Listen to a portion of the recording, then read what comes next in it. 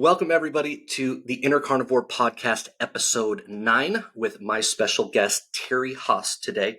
Before we get in, no matter what platform you're listening on, whether it's Amazon Music, iHeartRadio, Spotify, hopefully by now, Apple Podcasts, or watching the full video on YouTube, if you guys could do a huge favor, hit that like button, subscribe, comment, leave a review. It helps out a ton, and I really appreciate it. Jumping right in, how are you, Terri? I am very good. How are you, Jason? I'm doing very well. And just for anybody who's watching on the YouTube, yes, I did change my shirt so I could match up with what Terri's wearing. We did not plan this ahead of time, but once I saw it, I was like, I got it. Right? So we've talked a little bit, and in talking a little bit, you said that you started this journey back in 2016. Is that correct? In earnest, I did. That's like OG status. That's like before any, like I meet people who, are like, yeah, I started carnivore in 2019. And I'm like, that's like ground zero. Like when Baker was writing his book. How did you, I'm always curious how people came upon this, especially so early on. So I have a kind of a different beginning to all of this than the typical, I guess, carnivore or whatever. So just like kind of going back to my youth and that sort of thing, I was one that never liked fruits and vegetables. Never, I'm 57, almost 58. So back then, there wasn't a lot of fruits and vegetables that there are now. So it's really interesting even to think about that. I'm like, gosh, I just don't remember eating fruits and vegetables, but they weren't really around back then to eat either. And I always loved beef my whole life. I mean, like, if I was out with friends, they were getting their chicken and their salad, and I'm like getting a cheeseburger with bacon and of course French fries because that's my vegetable or whatever. And in 2016, I found a migraine group. I used to suffer from migraines, and that group's protocols starts with low carb, high fat. And so when we started there, they were still eating potatoes and they were still eating like sprouted grains, bread, but pretty much dropped all higher carbs and processed foods for the most part. And then about 8 or 9 months later, the creator of that group also started a keto group. And so we learned lots more about keto and all that kind of stuff. And when I segued over to keto, I dropped pretty much, all the grains, and I dropped the potatoes, the starches and that sort of thing. And when I started over there, I wasn't tracking or anything. Like I don't necessarily track now either, but I do know what I'm eating. And when I was tracking and eating over there, what I noticed from dropping the rest of those low carb, high fat foods, I was already eating, for the most part, something that I call, or that we term, hyper carnivore. And that is what people kind of know as ketovore, I suppose, where, and this particular hyper carnivore is where you don't necessarily eat plant foods with every meal, and you don't necessarily eat them with every day. So like I would have 90% of my meals that day would be carnivore, and then maybe I would have a little bit of avocado or a little bit of onion or a little bit of garlic. And then in earnest, just because it sounded fun, I thought, well, I'm just going to drop all the plant foods because why not? It was just, I don't know. I guess after a while, I think I've seen this also in the carnivore community. Once you drop the plant foods, once you've gotten over the hump of missing the plant foods and missing the glucose and all the things that they do for you, and you think that they do for you, they're strong for my palate. Onions and garlic are strong for my palate now. Like I don't really ever buy fresh onions and garlic anymore at all. It's powdered or dried. So that was really how it happened for me. It was just like, I heard like, you don't have to eat plant foods. And I'm like, bye. But I will say, so when I first joined that migraine protocol, I became migraine free almost overnight. I had already been eating kind of very similar to that protocol. Like I said, meat and fat heavy my whole life. I never really did low fat, with the exception of a short stint of fat free. And my dad doesn't really like full fat milk. So we did do skim milk at home. As soon as I went to college, I'm like, full fat, give me the full fat everything. And I never really quit. And so I just lost my train of thought. I totally just lost my train of thought. Once you get over the hump of the vegetables and whatnot, I didn't have anything to heal. So I just thought, let me just try this. And it's just been So easy. I didn't have any transition period. I think I was already in ketosis, not a healthy ketosis, but I had already kind of been what we call TRE, time restricted eating, almost since I went to college. I never was a big breakfast eater. I did try to do the smoothie thing, and most of that would get tossed in the trash because while they tasted okay, that was a big habit to maintain. So just by default, by just seeing that you didn't have to eat plant foods anymore, I thought, let me go ahead and just try this. And I love it. I haven't really ever looked back. I do, I hate to say seasonally eat fruits or something like that, because I just think in today's world, that's just silly. I certainly don't live where I grew up, and I certainly don't live where I was from, my roots are from or anything like that.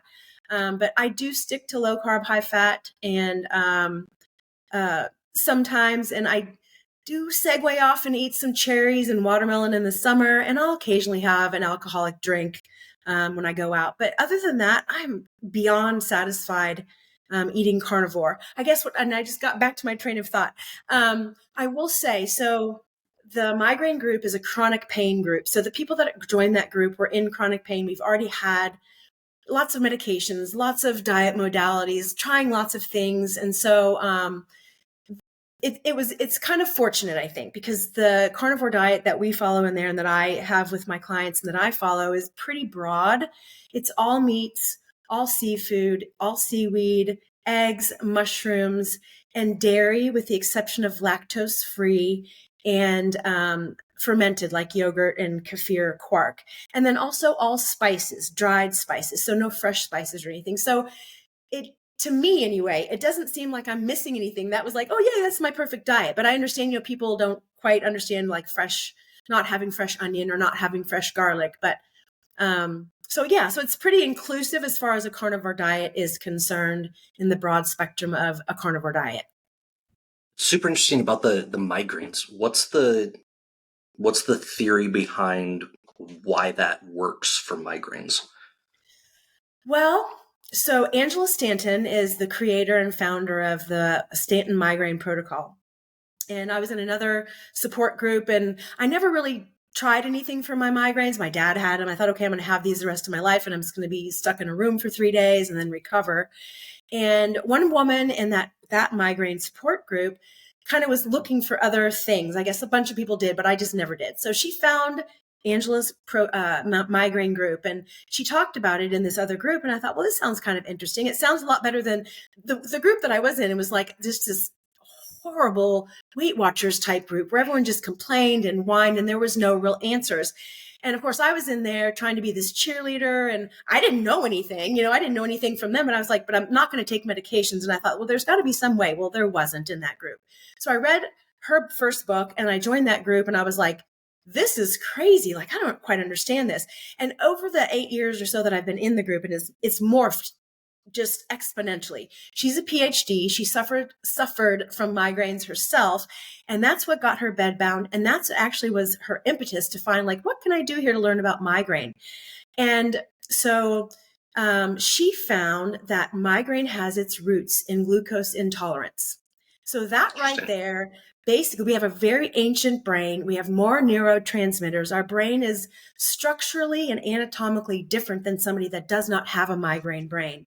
So if you put in that ancient brain and you put in a modern and very terribly glucose-induced diet of today's society, you can see why migraine is so rampant, why it is such a huge albatross hanging on all of our necks, So that's why where low carb, high fat came in initially. And that was what her first book wasn't really about the protocol so much. It was just about her journey.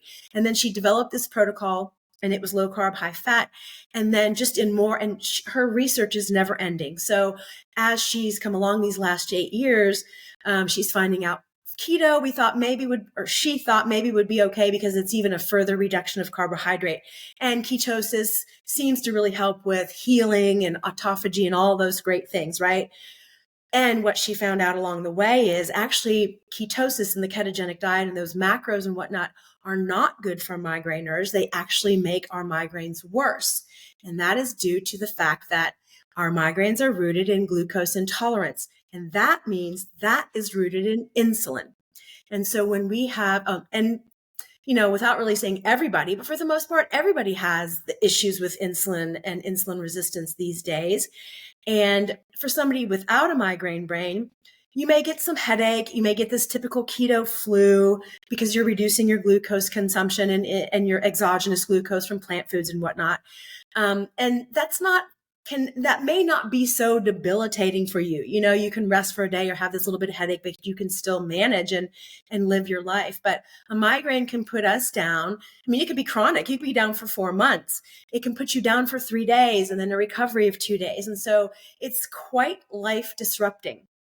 And so if you move to ketogenic or higher fat macros than what your body is ready for, that will give you more migraines. And so that can be why migraineurs think that the ketogenic diet doesn't work or that the carnivore diet doesn't work if they're looking at what typically seems to be higher fat macros in the general carnivore community.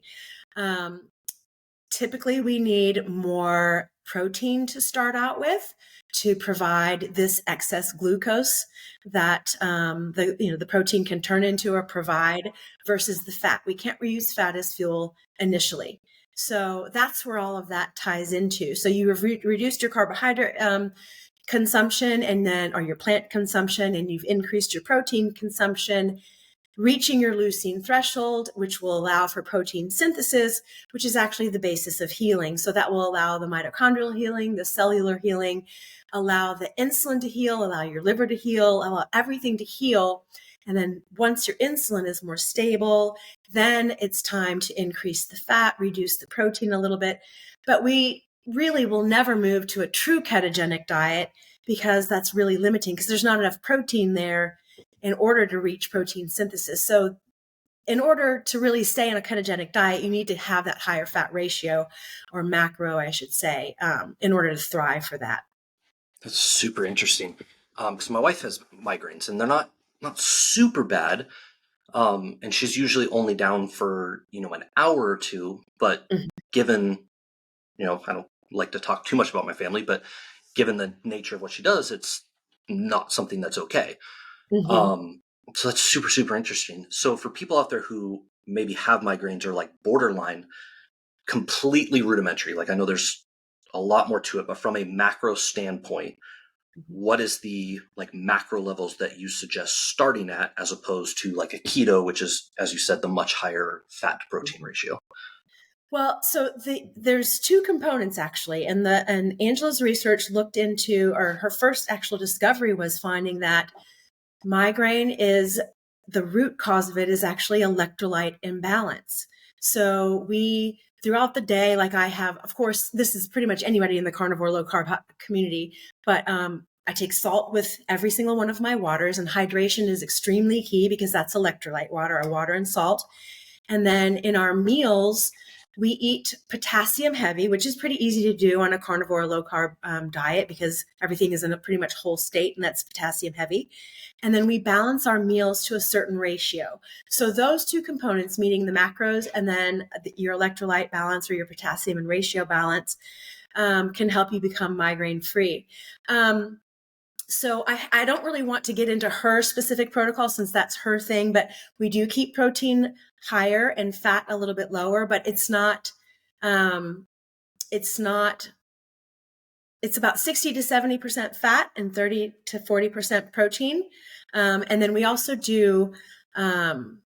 we compute macros differently than the general public as well. So that's based a little bit differently so that we know that we're getting the right amount of protein in there and the right amount of fat. Because conventional computing of macros skews fat and protein a little bit when you do it by percentage of calories. Can you dive into that about how you calculate that? Because I'm a macro guy through and through. Like I came up, sports and nutrition and bodybuilding and personal training, and like I would do out I'm an Excel spreadsheet guy. Like I would do my diets on Excel spreadsheet and like do formulas and be like, today I'm eating, 44.3% protein, and tomorrow it's going to be 44.4 because I'm going to have, so I'm like a macro guy through and through, which is tough because carnivore is like, right. don't do that. Right. So this is like, I don't care about anybody else. This is for me. I want to, I want to know this. Yeah, so we use Chronometer to track because that's the most accurate app. There's not going to be anything most accurate out there. And then we're also within that app. It's not like we just get a general, like we're not looking for Kirkland's red beef patties or whatever. We're looking for generic entries that are verified and whatnot. And we use it's calculated by weight in grams for carnivore, and we don't take carbs into the macros calculations whatsoever. So even though there are carbs when you eat, and there's no carbs free way of eating, but we don't take into carbs like dairy carbs. We wouldn't count because that would not affect insulin as much as, like, say, for instance, if you're going to eat oysters or liver or eggs and mushrooms, those things, especially oysters, those are pretty high in carbs. And if we are going to be glucose intolerant, if you have this carbs threshold that you're going to be exceeding, you're going to have to do something to bring the salt back in the cells or and remove the glucose from the cells, whatever. So weight in grams is how we compute our macros for, and just with fat and protein. So that's it. So it's really interesting to see when I see other people posting macros and do this sort of thing. And they all think they're eating really high fat. And I'm looking at them going, you're really pretty much following protocol, which is good, really, to be honest, because like I said earlier, pretty much everybody has a degree of insulin resistance. And we're not so different, migrainers and non-migrainers. Like, you can't just jump right in and start eating higher fat because that's going to give you a fuel deficit. You're just not going to be able to utilize that. You're going to have sugar crashes and lethargy and tiredness. And then you're going to think the carnivore diet didn't work for you. And it's not that it didn't work for you. It's just that you don't know enough yet to understand what it is you were doing right and what it is that perhaps you needed to hone in on and correct a little bit. So if you have somebody, so say you have a new client and they want to kind of get started and they eat, and I'll use this term because I'm using a real life example, Sure. Relatively healthy, right? Mm-hmm. Like, I know you've heard this and I know I've heard that. I'm like, that's pretty good. And you're like, oh, really? Let's dive into this. And it's like that 6 cups of ranch that you just drizzled on that salad would say otherwise. Ranch is healthy. Salad isn't. but relatively speaking, like somebody who prioritizes protein, still eats carbs, but tries to get carbs from whole sources, fruits, potatoes, rice, that kind of stuff. Mm-hmm. What would be your suggestion on how to ease their transition into a carnivore type, a 60, 40, 70, 30 type macro split? So honestly, I'm one that will I work with my clients. So if I have a migraine client from the group, it's a little bit different than if I have a non-migraine client. It's very similar, but it's also very different because we have just a little bit different set of stipulations for us to feel our very best. And we also have different motivation from somebody that doesn't have severe pain all the time. So somebody that doesn't have severe pain can kind of segue into it a little bit slowly if that's their choice. Somebody that's a migraine client, I really encourage them to, if they're going to be moving to carnivore, to literally drop all the plants immediately. What happens if you do not drop the plants is, if you kind of still keep like moving into hyper carnivore, then you're in this keto level carb territory, which again, they're just not metabolically ready for. So you're going to be fighting with blood sugar drops and hypoglycemia and your liver not knowing when to release insulin and then releasing too much insulin. And for somebody that's a migraineur, you're going to be having pretty immediate results having a migraine. So like I said, the motivation there is pretty quickly. Somebody that doesn't have migraine, I'll just ask them, okay, so what are your favorite foods? What are foods that you do not want to include in your diet?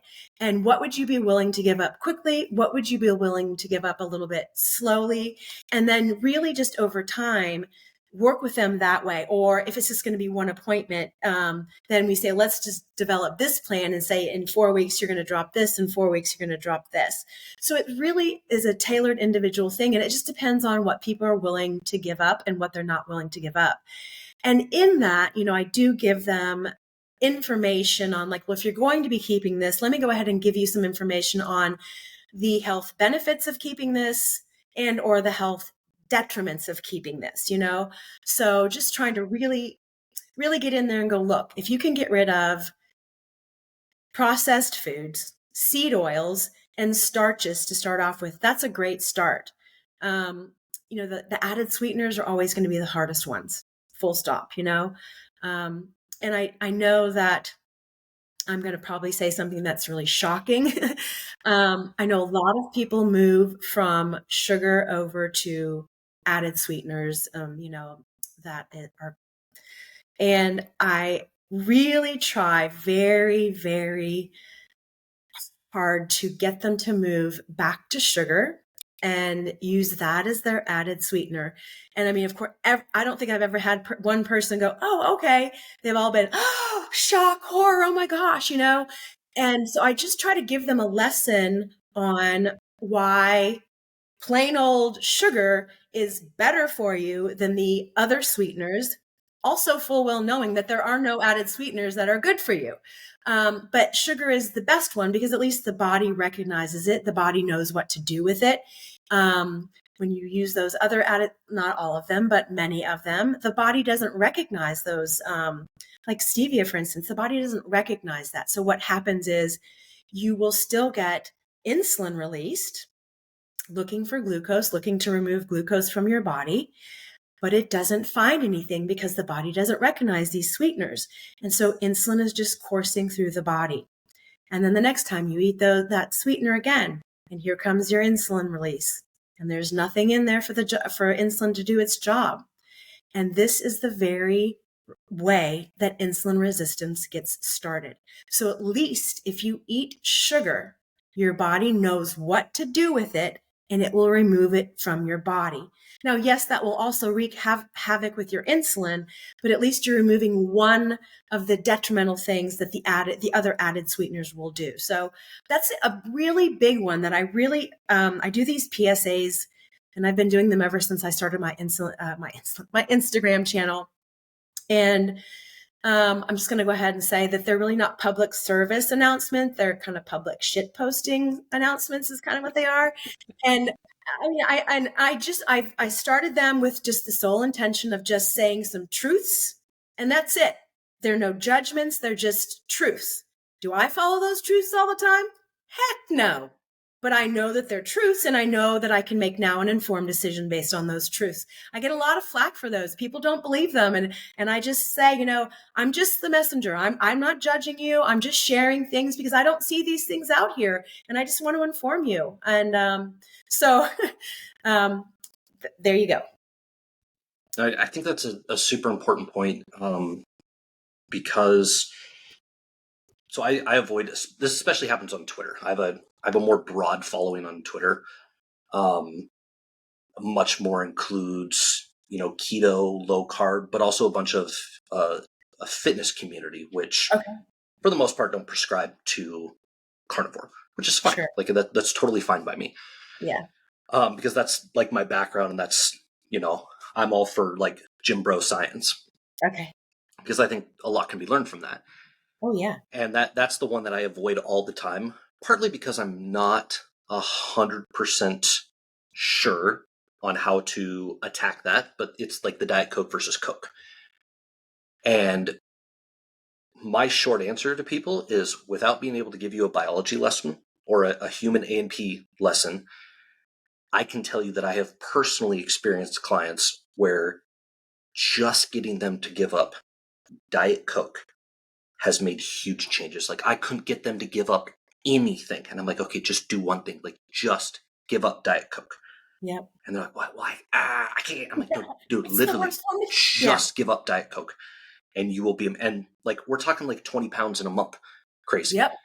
And I can't explain that. Like, I can't explain, how I would explain it is that there's a metabolic response that happens when you drink Diet Coke that's going to keep you from losing weight. That's all there is to it. Right. It's not as simple as calories in, calories out. I know that. Like, I've been a calories in, calories out guy. I can, I will argue with people on calories in, calories out as long as, the foods are correct. Mm-hmm. But that's a super interesting one to me because no matter what, I have never ever proposed that anybody use any artificial sweetener because I don't think there's a good alternative. And Nope. when people, I've actually had this conversation with a couple people about, like, one of my problems with keto is not necessarily the principle behind keto, but keto has morphed into this: how can I make this as close to what I used to eat as possible while Yeah. still skirting the line that it's okay? Right. And I got a bunch of flack a couple months back. I posted a cheesecake my wife made, and I was like, I ate it. I ate a whole bunch of it. And you know what? I'm okay with that.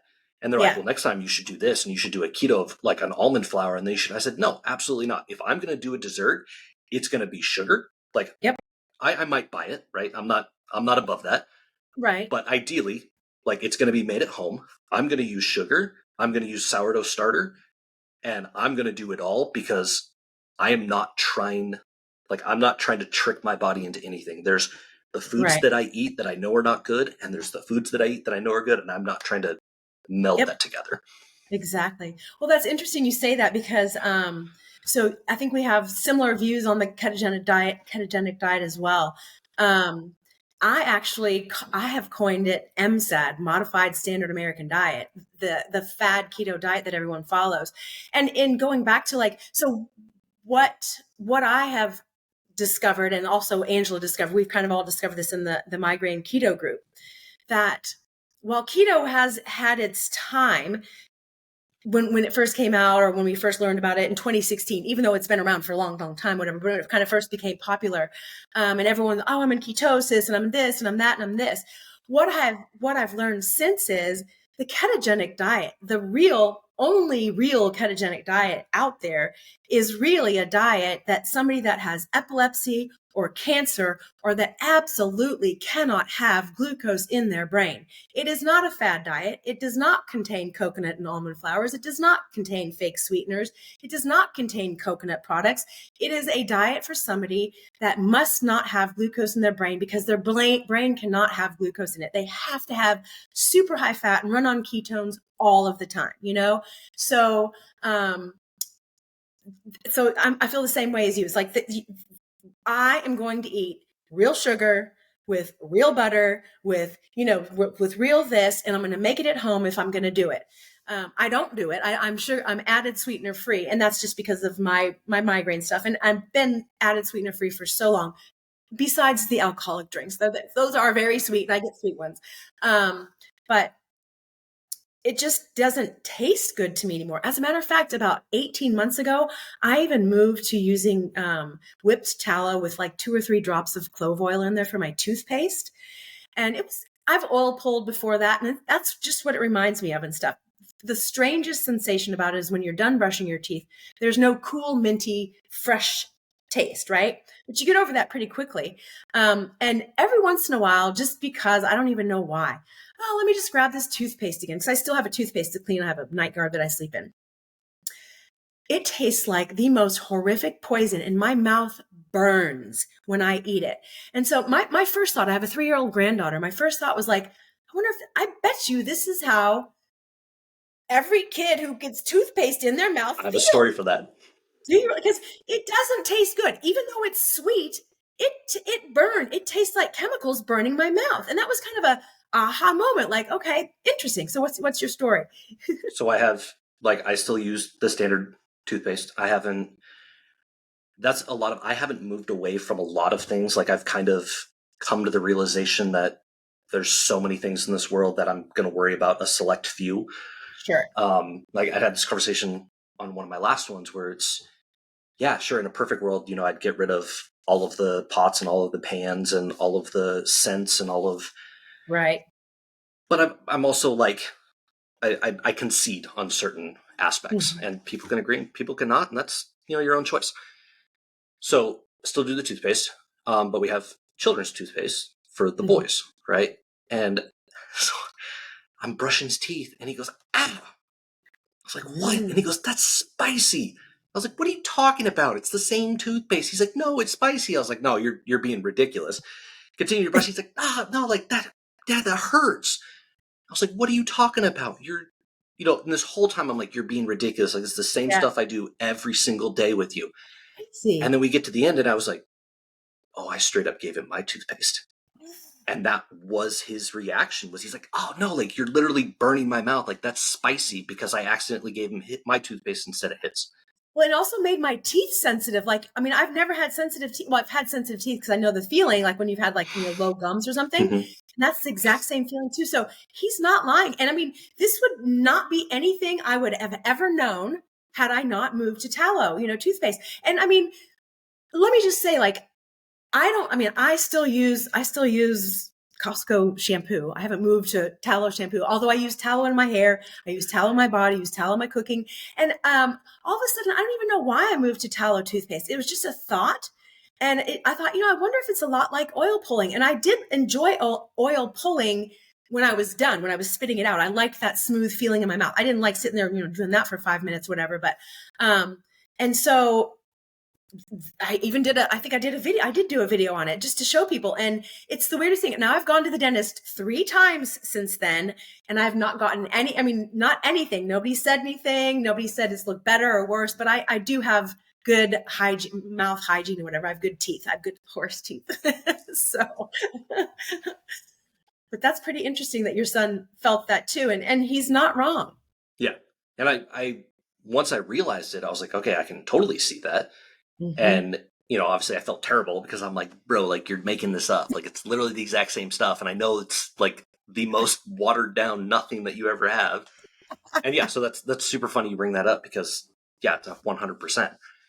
So going back a little into how do you handle carnivore and the use of spices? Because I have my own experience and I'll share this after I grill you about it. So really, honestly, as far as I'm concerned, there's no spices that are off the table.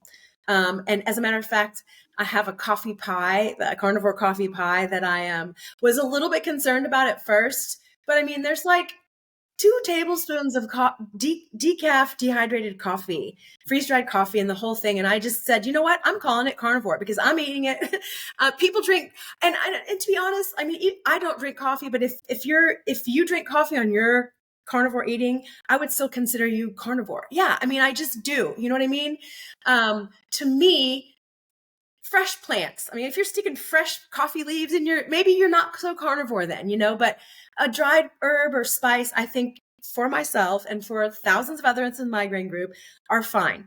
I will say though, if I'm using fennel seed or if I'm using celery seed, I have got to grind that up because that stuff is too spicy or too flavorful, too strong for my palate.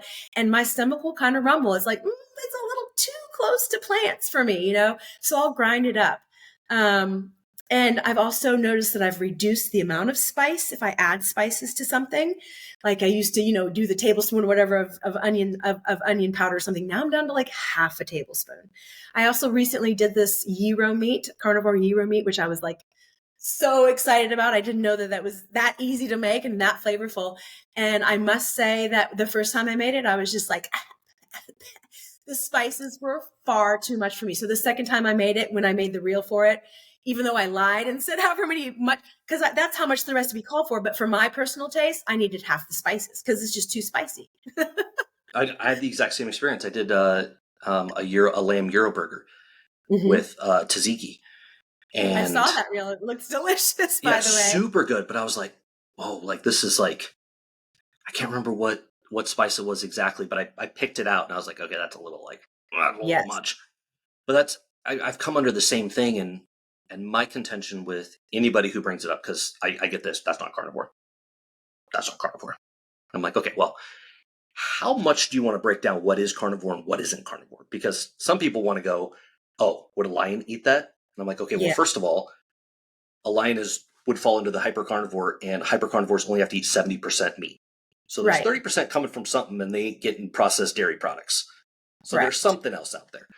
Or I can go to like a wolf, which is 50% carnivore, and they eat a whole bunch of berries. So we can go down that road, or we can go, if that's our point of contention, whether I use a little bit of garlic powder, then that means your diet is so on point that we are splitting hairs. Yes. And I'm telling you right now that there's nobody watching my videos that is so on point with their diet that we're going to debate whether a tablespoon of garlic for a 4-pound roast is going to do anything. Exactly. Now, I have started to go away. I still do some where I'll do like fresh onions or fresh garlic in like a broth. But I found that the onions especially, I'm like, all right, like that starts to affect me. Not terribly, but I can tell. Yeah. So I've started to move away from the onions, but I'll still do them every once in a while, like in a crock pot or something like that. Like cooked, not raw. Yeah, and I don't even eat the onions, but it's just in Oh, the just broth that makes. cooks the meat in it. So it adds the flavor, but I'm not actually eating the onion. Mm-hmm. But I'm of the same opinion where it's, and I'll do a little bit of like fresh herbs for garnish sometimes, and people are like, "Why are Yeah. you doing that?" I'm like, "Because I'm making a food reel and it's a color contrast and it looks better." Like that's That's the just the way hardest it part. is, Is like, oh wow, that's the blandest looking reel I've ever seen. I know it's right? carnivore. Exactly. Like people will do that and they'll post it and they're like, "Man, that looks terrible." And I'm like, "Okay, so would you rather it looks better and people who have never even thought about carnivore see it and go, "Okay, I might be able to do that." Right. And their contention is that they do a little bit of parsley on top, or do you Mm-hmm. want to make it super bland and you see the same thing that I eat every single day and everybody goes, "I can't do that. That's too boring." So I'm like, Yeah. "Come on, like at the end of the day I'm still producing content and I'm trying to make it look good." Like And make it's it no approachable and sustainable too. Like give people ideas. That's the whole thing is to exactly. give people ideas. You don't have to copy me per se. You can, but take what I'm doing and roll with it and create your own kind of content or your own meals or whatever. Exactly. Exactly. That's the whole point. And like, so sometimes I'll do, like, I did nachos with jalapenos and tomatoes on it. And people are like, "Oh my gosh, I can't do nachos." I was like, "Then don't." I was like, "That's why I make it." Yep. So yeah, it's a little bit at the end of the day throughout a serving that I'm eating. I might have, a quarter of a tomato. And you know Right. what? Do you want to avoid that? Sure. Avoid it. Just take it off. Yep. But guess what? It looks way more appetizing like this with the different color contrasts than if Yeah. I just did it super plain and you're like, "You should have added this." Like, That is the hardest part. Like it is nice, like if you well, and of course most of my things are the treats, so there's not a whole lot of meat in there, so there's not even any pink contrast in my videos. They're all yellow, brown, white, cream, taupe, tan.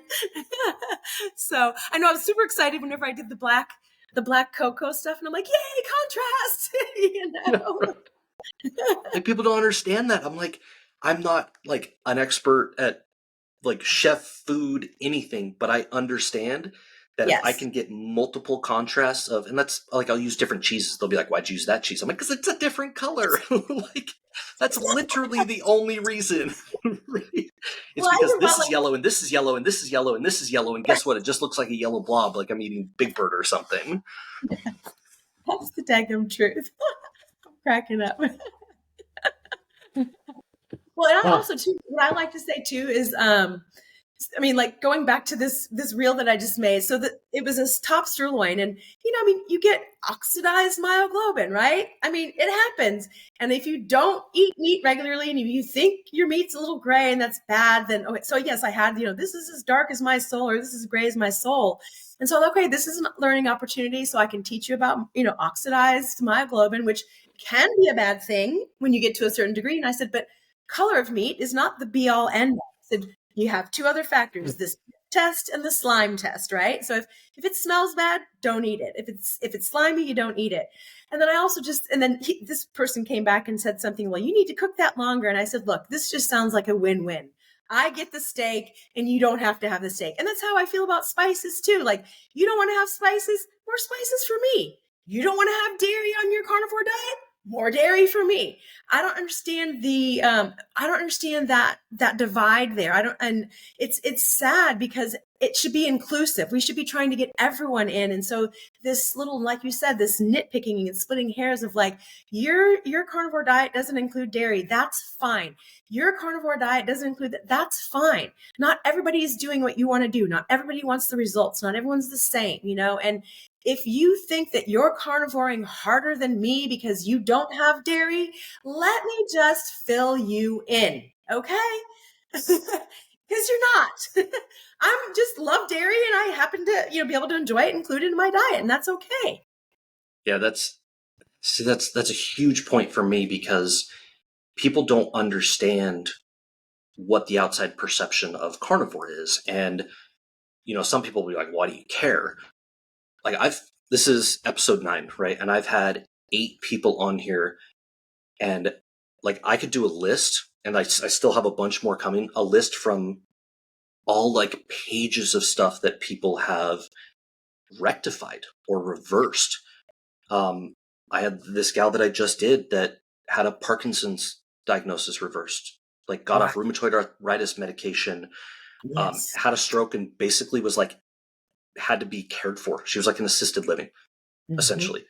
And now she's just killing it, like working out, like walking miles and on Regular her person. own. And yeah, Yeah. and all of these things like IBS stuff and medications and blood pressure and just boom, boom, boom, boom, boom, boom, boom. And if you're somebody that like suffers from that kind of stuff, like wouldn't you want to know that maybe there's like migraines, right? Wouldn't you Yep. want to know that maybe there's a diet out, even if you don't stick with it, even if you don't do it, you'd still want to know that it's out there. Correct. But the problem is the average person, when they hear carnivore diet, they go, you just eat meat.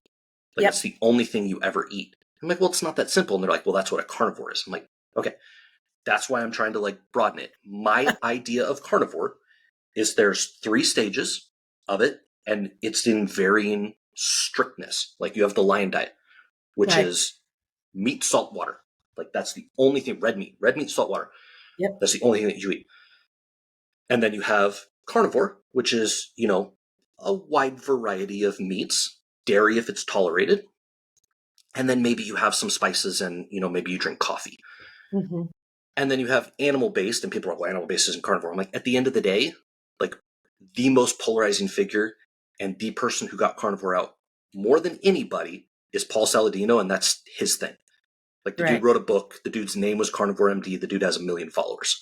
It's like you can like nitpick on whether, he's gone off the rails, whatever. Right.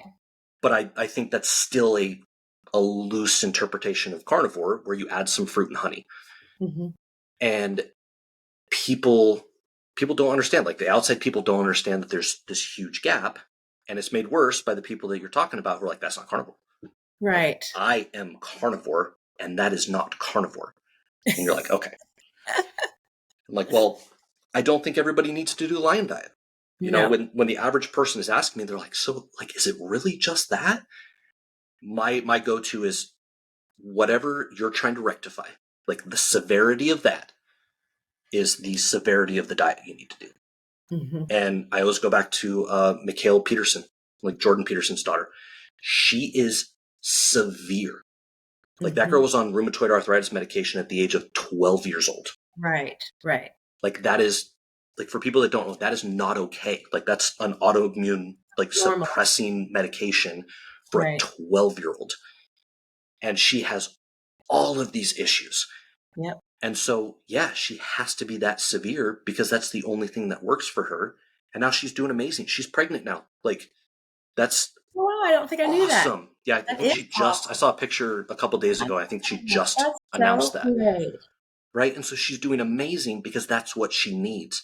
If you Right. don't have those issues, you don't have to do lion diet. Like you Right. don't have to go that extreme if you don't need that extreme results. Mm-hmm. And so that's what I try and get out there. And that's why I post that I eat fruit, and I'm eating less and less.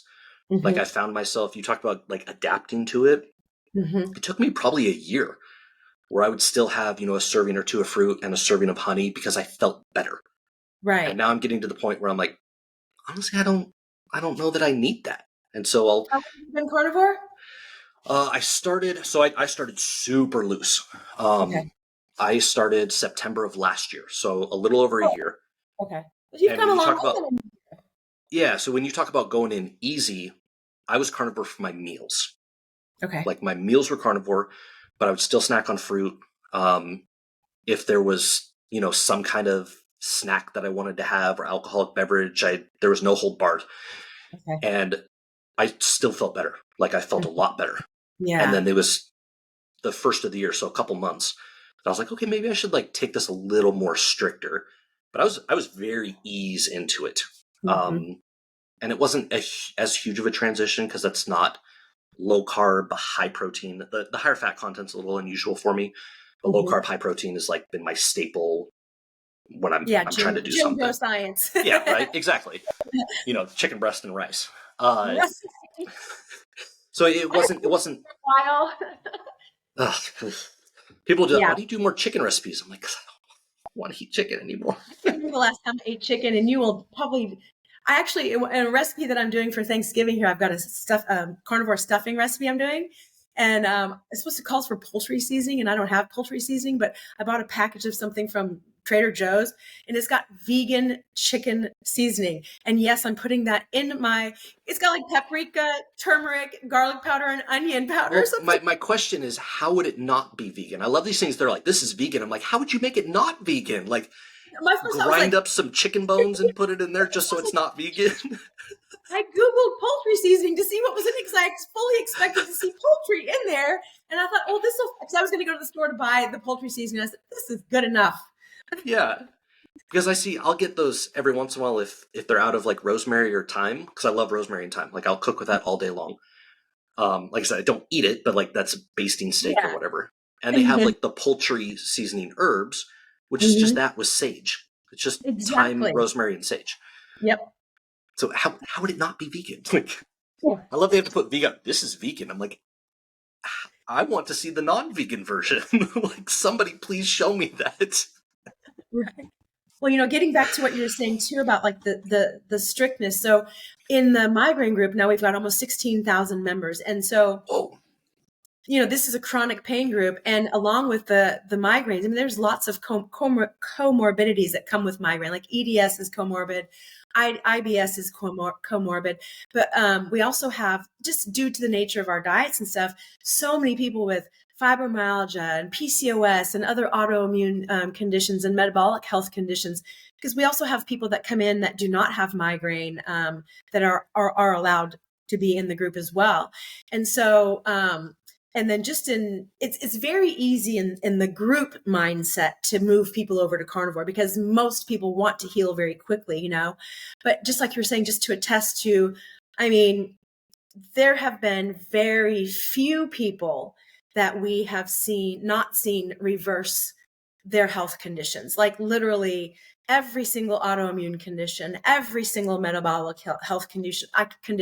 I can't tell you how many babies we have had that have been born following carnivore because their PCOS has reversed and their all of that has reversed, whatever. So it is even though it is the norm now that we see in the carnivore community, I don't think there's a time that I just don't get excited and overwhelmed with just pure joy, just from compersion, from the other, feeling joy for the other person and knowing that the huge ripple that one person can now turn around and make with just their improvements and that sort of thing. And then also in keeping with that, with your saying of how do you eat just meat? That's the exact reason why I started Terri's Carnivore Treats. I mean, I love to eat meat. The treats that I make on there, I don't really eat those treats. And maybe I might have started when I first, started my carnivore journey, but they weren't around then in 2016. I didn't start that until about 2019. And it all started because I wanted a sandwich, and God forbid if I ate another flippin' chaffle, I was going to die. And so I'm not a chaffle. And I went and Googled and Googled and Googled, and it was dark and I was still Googling, and I came upon the soul bread, and I looked at that and I took one look and I'm like, it has olive oil and stevia. And I'm like, well, olive oil was subbed for butter. Let me just drop the stevia, and there I have modified soul bread. And so that's how all that was born. And so I just thought, now to show people, like, it isn't about meat. You don't have to eat meat with every meal. Meat is king. You will want to get back to meat, but if you have meat aversion for this meal, have a carnivore milkshake, have some of my brown butter ice cream, just so, or if you feel like eating a little bit of meat, and then have that in a carnivore milkshake. So that's what I do with especially my migraine member clients. They come in and they're vegan or they're vegetarian. They don't have a lot of meat in their diet, which is very common across the board. And say, well, then start out have a little teeny tiny cheeseburger, which you're getting some meat in there, which we need. And then the cheese helps it go down, and then have a carnivore milkshake, which is whey protein powder, a little bit of heavy whipping cream, a little bit of milk.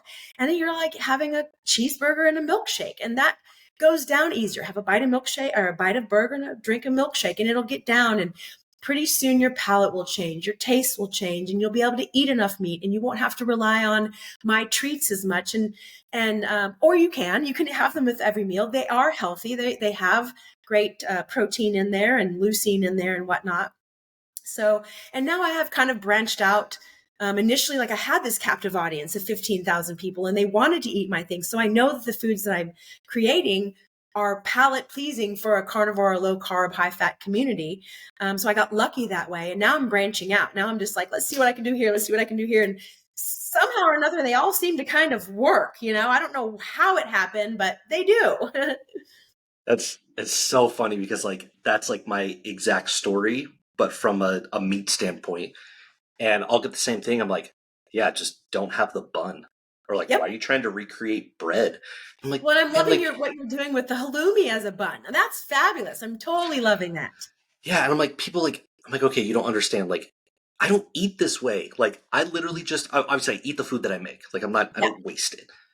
But like, I don't eat this way very often. Like, I have the most boring food ever. Like, I just ate 3 hamburger patties with literally nothing on. And sometimes I forget to season it. Like, it's Yes. like, I eat boring. I eat steak. I eat eggs. I eat bacon. Like, I do not come up with these creations because I don't need that. Right. Like that has been my staple. And that's why, honestly, why I got into bodybuilding. I was like, because I can do the diet that other Mm-hmm. people can't. Like I can Yeah. eat very minimally seasoned chicken with cold rice. I can do it. I don't want to, but I can do it. And Mm-hmm. I enjoy this way of eating, so I don't feel a need to change. But there are people out there who can't. Like there's people that need variety or they Yeah. need to feel like they still have, creativity with their Mm-hmm. food. And that's why I do it. And that's Mm-hmm. why I add buns. No, I don't need a bun. I'd eat every burger without a bun. Like, yeah, Right. I don't want to take the extra time Fun to just make, fills up room where the meat could take place. That's how I right? feel about Or it's it. extra time. Like, yeah, it's like I don't want to spend the time. But there are people who miss like being able to meld flavors together and all that kind of stuff.